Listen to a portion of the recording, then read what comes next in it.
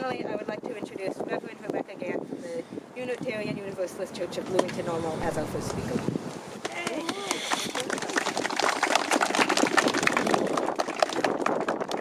As Nick said, I am Reverend Rebecca Gant. My pronouns are she and her, and I'm the minister of the Unitarian Universalist Church.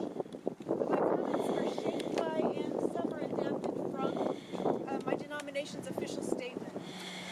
Unitarian Universalism promotes the belief that every human life is sacred, endowed with worth and dignity from the moment of birth, with no person more deserving of freedom or flourishing than any other. My faith rejects all forms of nationalism and supremacy and insists that we struggle for a multiracial, multi-religious democracy in our own nation and across the world. You're here.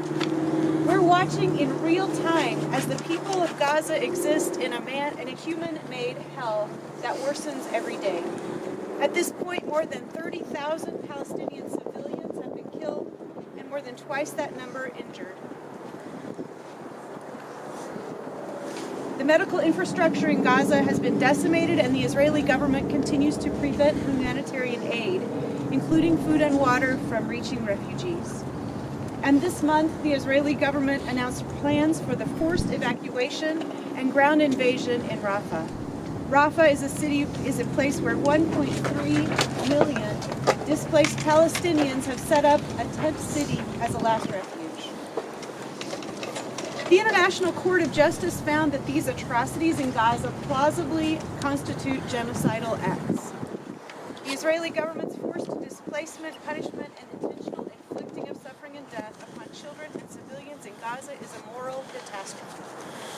My denomination condemns the Israeli military's ongoing violence against Gaza and joins with the growing chorus of voices across the globe urging these three actions: immediate and total ceasefire, the provision of massive emergency humanitarian aid, and the safe return of all hostages and prisoners.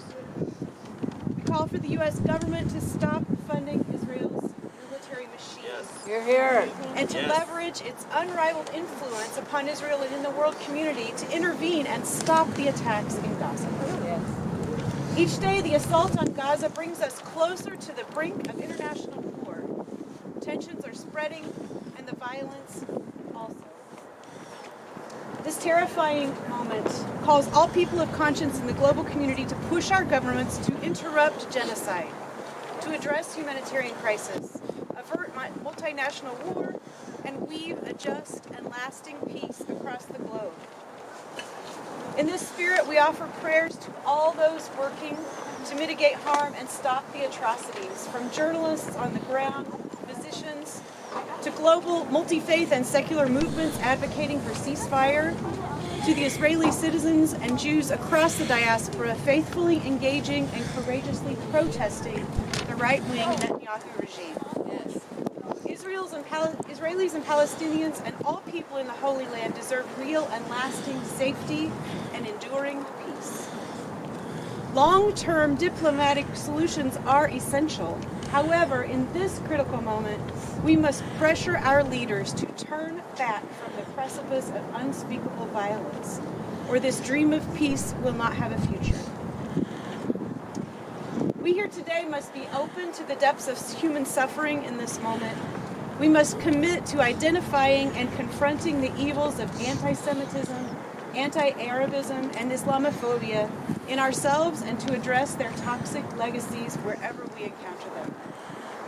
Let us take action in solidarity not only with global movements for ceasefire, but with liberatory, pro-democratic movements of all kinds that are working toward a future that includes a true and enduring peace.